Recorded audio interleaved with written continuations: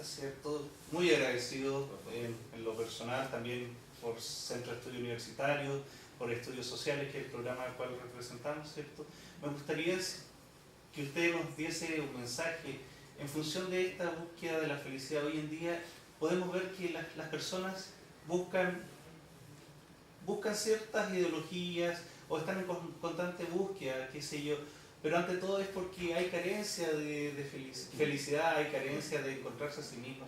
¿Algún mensaje que usted daría a la juventud? Primero que busquen conocer, ¿sí? Cuando escuchen, vean una información que los musulmanes son terroristas, que averigüen quiénes son los musulmanes, que averigüen qué es el Islam, que averigüen qué es el terrorismo, quién lo dice a eso, ¿sí? Quién hace toda esa propaganda. Que no vean, no se lleven solamente por las apariencias, ¿sí? Busquen el conocimiento de la... O cuando se hable en contra de los cristianos, en contra de los judíos, también se busquen el conocimiento. Busquen ser libres, ¿sí? No, y eso, la libertad le da una creencia que sea una creencia segura, una creencia que sea la creencia en Dios, en sus profetas, en los principios de las religiones, le da libertad al ser humano. Busquen esa libertad, ¿sí? La droga, el alcoholismo no dan una libertad, una pseudo libertad, una libertad que es pasajera, ¿sí? En cambio, el ser humano, al estar adherido, al estar seguir el poder ese eterno, divino y el máximo poder que es Dios, es libre, ¿sí? Y busquen ese poder, busquen esa libertad, y esa libertad va a traer la felicidad, ¿sí? Le va a traer tranquilidad al ser humano, que tanto lo necesita más en esta época, y le va a traer la felicidad que tanto nosotros esperamos tener. Muchas gracias, ¿cierto?, por haber compartido esta mañana. Y será hasta la próxima. Gracias a ustedes por la invitación. Okay. Muchas gracias.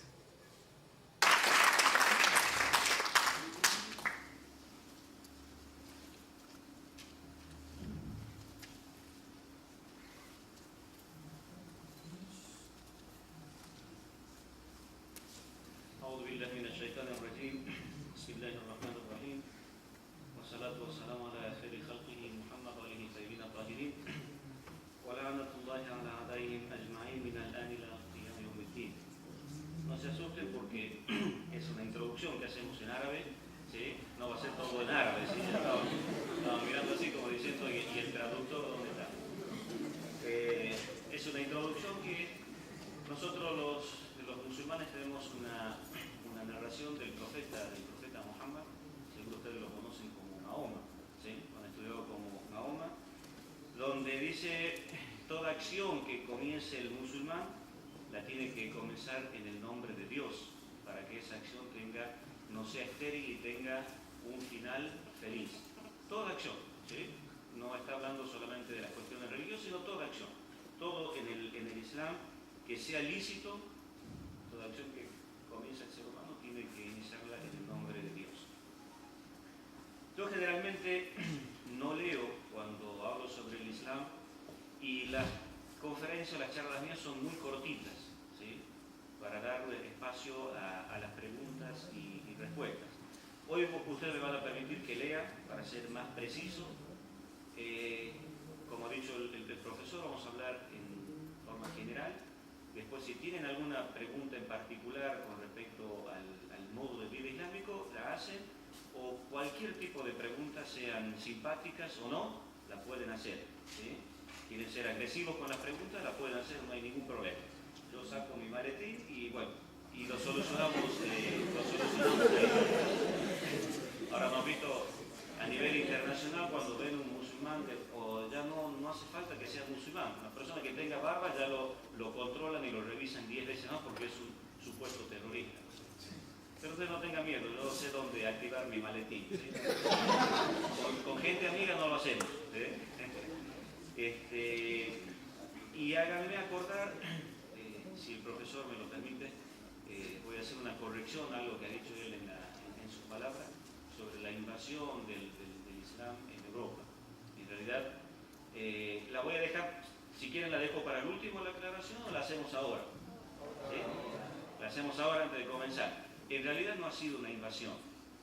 ¿Sí? Que esto muy poco lo estudian los historiadores porque muchas veces lo tapan. ¿Sí? Siempre han hablado que el Islam se ha expandido a través de la espada. Y en realidad esa es una mentira muy, pero muy grande. El Islam jamás ha comenzado una guerra. Los musulmanes jamás han comenzado una guerra, y si los historiadores son sinceros en su estudio y en su investigación, se van a dar cuenta de que es así. Y la cuestión de la entrada de los musulmanes a España, en realidad no es una invasión, sino es por pedido de los cristianos que vivían en el sur de España. Ustedes saben, en el año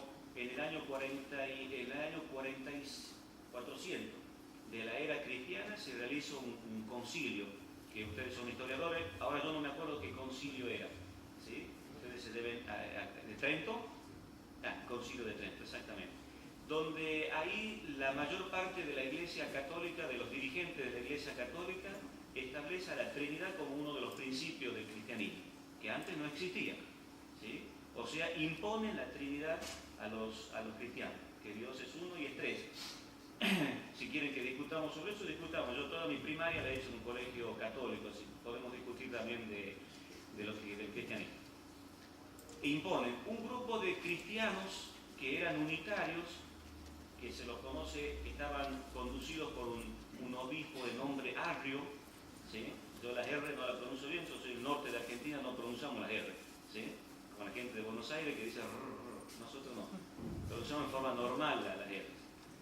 Este Arrio se retira de ese concilio y no acepta esa imposición, ¿sí? Entonces son perseguidos por la Iglesia, por el grueso de la Iglesia, y a los seguidores de él se los conocía como los arrianos, que eran cristianos unitarios, que ellos creen en la existencia de un solo Dios, no que Dios es uno y es tres. Esos son perseguidos hasta que se instalan en el sur de España, ¿sí? Y eran muy perseguidos. Entonces, cuando el Islam se expande en todo el norte de África, llegando hasta Marruecos, los cristianos arrianos ven en los musulmanes un aliado, ¿sí? Que eran unitarios también como ellos, y mandan una delegación a pedir que los auxilien y que los ayuden en su lucha contra la persecución del grueso de la iglesia cristiana, que eran que seguían la Trinidad, tenían como uno de los principios a la Trinidad. Entonces los musulmanes entran a la península ibérica para auxiliar a los arrianos, por pedido de los arrianos, que eran cristianos, ¿sí? Después comienzan a avanzar. Lo que ha pasado después, sí, podemos hablar de un avance del Islam en España, que han tomado casi la mitad de Europa. Pero lo que nosotros como musulmanes tenemos que reconocer, que ese poder que al principio van en auxilio de los cristianos arrianos, ese poder de los califas en España se corrompe, ¿sí? Después de estar 8 siglos allá, y se transforma en una dinastía más, ¿sí? Con toda la corrupción que trae aparejada esa dinastía. Lo que sí, que ya lo vamos a ver también, el mayor florecimiento cultural de España y de libertad que tenían los españoles es en esa época, ¿sí? La mayor libertad que se ha visto en Europa y en España especialmente, la época de oro de España es en esa época, cuando se comienzan en la arquitectura, en la literatura, comienza gracias a la presencia de los musulmanes, a la traducción de libros, y la mayor época de libertad se conoce en esa época. Y nosotros los musulmanes damos como ejemplo la época del Andaluz, la época de la España musulmana, donde ustedes vean, el médico del califa era el famoso Maimónides, ¿sí? Uno de los sabios más importantes del judaísmo. Era médico, y era médico del califa, que era musulmán. La mejor época de convivencia de las religiones monoteístas ha sido esa. El que manejaba las finanzas del califa en ese momento también era una persona perteneciente a la comunidad judía, ¿sí? Y eso, inclusive, yo le he dicho en charlas que había gente de la comunidad judía en Tucumán y en otras partes, y se sorprenden de eso, ¿sí? Entonces, Por eso quería hacer esa aclaración, que no ha sido una invasión a España, sino que los musulmanes entran a la península ibérica por pedido de los cristianos arrianos. Y eso lo pueden investigar ustedes que están dedicados a ese tema. Hay una lamparita ahí, está con anteojos y todo ya se ve poco, ¿sí? Y el problema de los anteojos no es problema de la edad, ¿sí? Ustedes no van a pensar que cuánto, a ver, vamos a hacer una adivinanza, ¿cuánto años tiene que tener? No quieren decir, no, muchas gracias.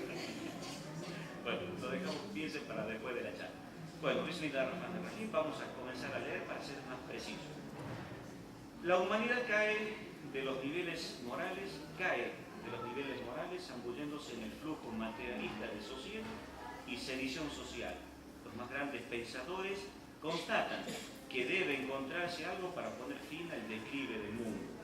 Los filósofos, como un solo hombre, afirman que solo un renacimiento de la fe y de la moralidad pueden dar unos cimientos seguros para construir la nueva sociedad. Antes de continuar, si quieren hacer una pregunta, me interrumpen y la hacen a la pregunta, ¿sí? No esperan a que yo termine de toda la charla, ¿sí? Cuando quieran interrumpir, me la hacen a la pregunta y vuelvo a reiterar. Sobre cualquier tema que tenga que ver con esta reunión, sea simpática o no a la pregunta, ¿sí? No tengan absolutamente ningún temor de hacer preguntas agresivas. Estamos para responder. La función mía no es de evangelización, la función mía es de esclarecimiento, de aclarar qué es lo que es el Islam.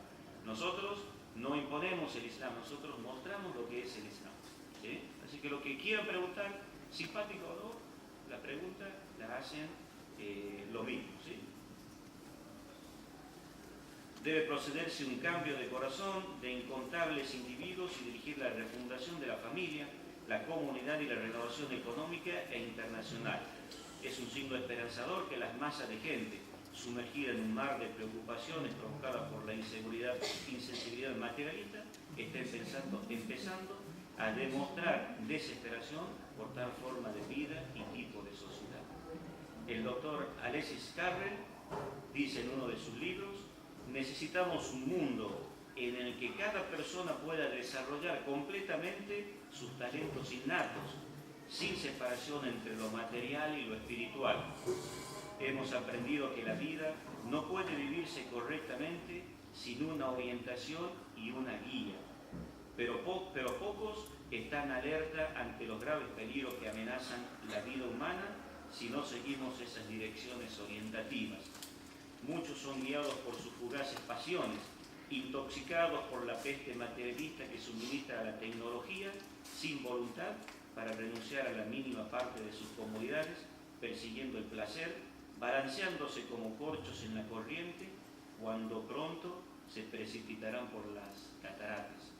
Continúa diciendo Alexis Carrel: en lugar de asumir las concepciones de un universo ordenado sobre el que la ciencia basa su trabajo, define nuestras instituciones humanas y nos lleva hacia la suprema verdad.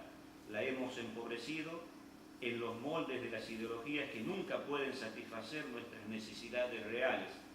Anteponiendo el materialismo, el hombre moderno sacrifica su prosperidad espiritual y económica y abandona la paz del corazón por el hedonismo, pensando que la libertad incluye la independencia de las leyes naturales. El hombre fue diseñado por el amor puro, los sentimientos espirituales, los tesoros intelectuales, la imaginación creativa, el sacrificio de sí y la vida heroica. Vivir únicamente para la economía es amputar una parte vital de la personalidad, y esto es porque el liberalismo y el marxismo no olvidan simplemente, sino que destrozan y apartan los elementos básicos que la misma naturaleza incluye en la composición del hombre.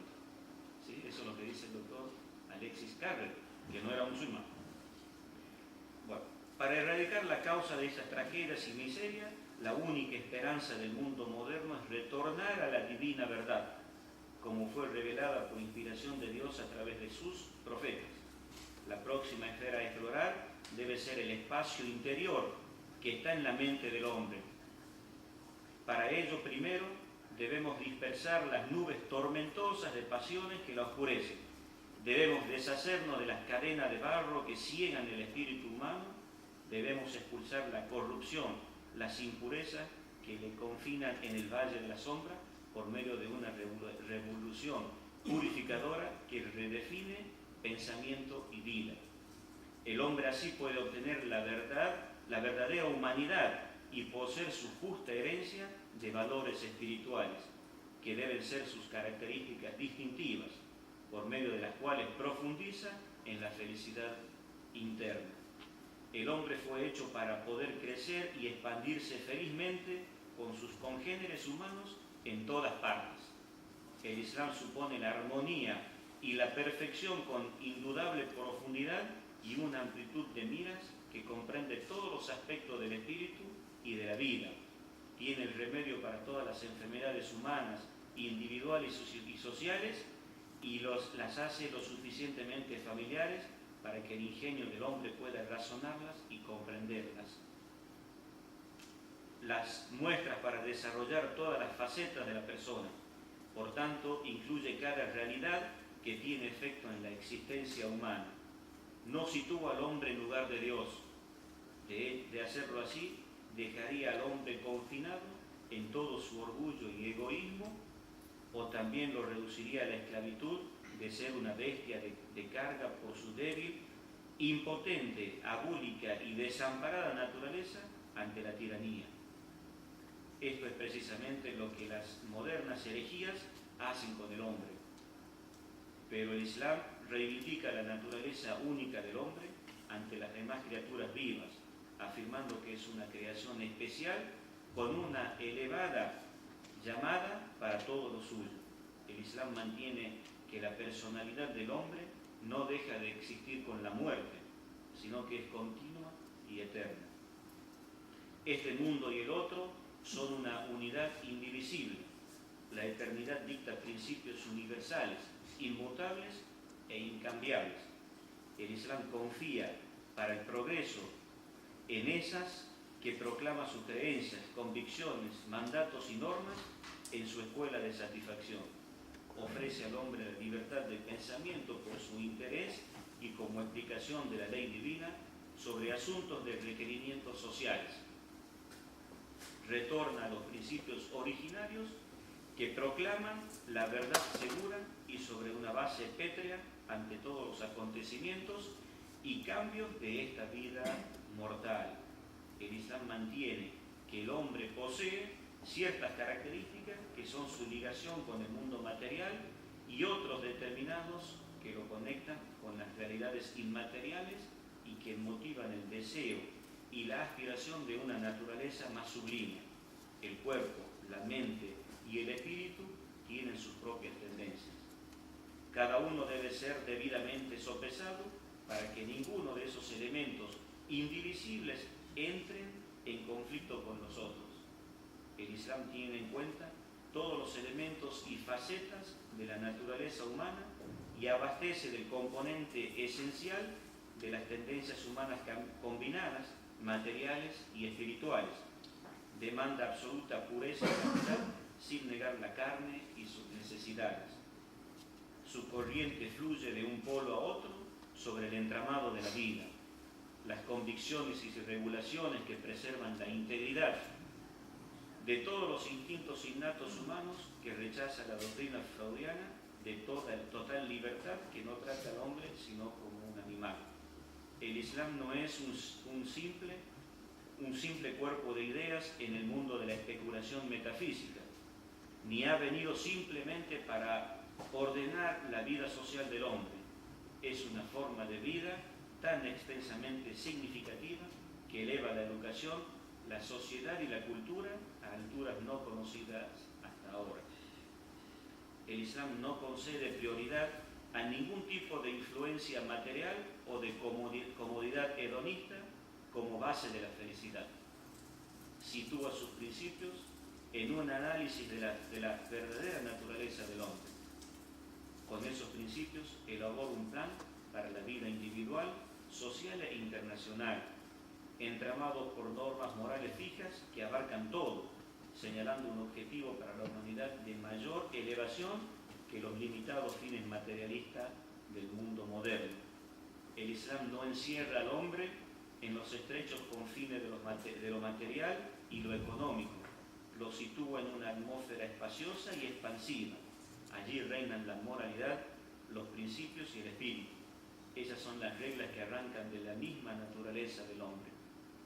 Animan a la ayuda mutua y al trabajo en equipo. Buscan valores fuera de los estrechos límites impuestos a los individuos y la comunidad por la pusilánime conducta vulgar de los propósitos materialistas.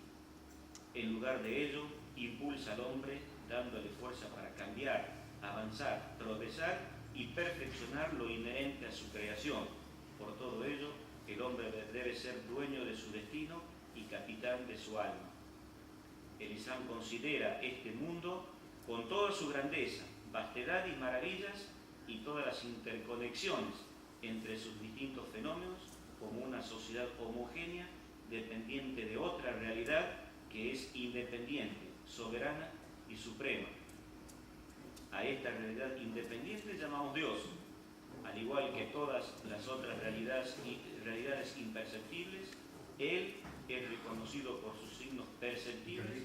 Es a través de estos signos que obtenemos un conocimiento fructífero y valioso de él. El Sagrado Corán, que es nuestro libro sagrado, es la fuente básica de la ciencia en la visión del mundo, de la visión islámica del mundo. Menciona repetidamente los signos de Dios y pide a los seres humanos que mediten en ellos y por su intermedio que conozcan la fuente u origen de la existencia, es decir, a Dios. Para algunas personas, la consideración de estos signos es una cuestión simple y natural. Están completamente convencidos de su existencia. Lo ven a Él no con sus ojos, sino con su discernimiento interno. Pero para otros esto no es tan simple porque están acostumbrados a un razonamiento y análisis más extenso, en el curso del cual se sienten cansados, a veces por lo intrincado de los argumentos contradictorios, y no logran alcanzar una conclusión definida, en tanto que otros avanzan tranquilamente hasta que arriban a un resultado claro. Algunas personas parecen ser de la opinión de que Dios debería ser buscado solamente al comienzo de la creación. El punto sobre el que basan esta discusión de la teología natural es cómo comenzó este mundo, de qué materia primaria se originó, cómo pasó a existir la primera célula viviente, cómo apareció el primer hombre. Concentran su atención sobre estas cuestiones como si el hombre que nace hoy día no pudiera llegar a la creencia en la existencia de Dios, o como si los miles y miles de organismos vivientes que aparecen a cada momento no fueran un signo de su existencia, y creen no tener otra alternativa más que ir al origen de la vida o a la génesis del cosmos para lograr el conocimiento de Dios. El método coránico de la teología natural es precisamente lo opuesto. El Corán considera que todos estos fenómenos comunes de nacimiento, muerte, crecimiento de las plantas, movimiento del aire, de las nubes, resplandor del sol y rotación de las estrellas como signos vivos, manifiestos y evidentes de la existencia, el poder y la sabiduría de Dios. Todo ordenamiento que exista dentro de la más pequeña porción de protoplasma celular o de la molécula de un cuerpo o del núcleo de un átomo conduce al conocimiento de Dios.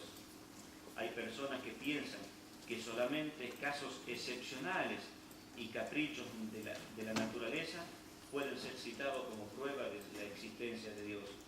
Si miles de pacientes son curados como resultado de un tratamiento normal, no se hace ninguna mención a Dios. Se le recuerda solamente cuando se cura un caso difícil por medio del rezo y la bendición.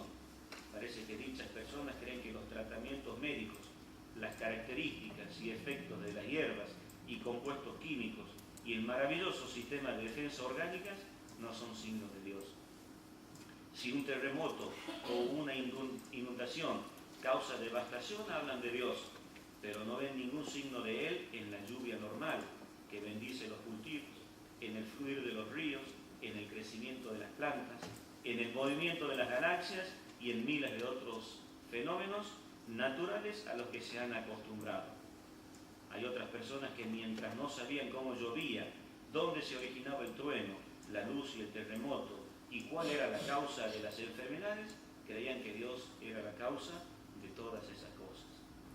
De acuerdo con la visión islámica, todo el mundo es una realidad basada en la equidad y la justicia.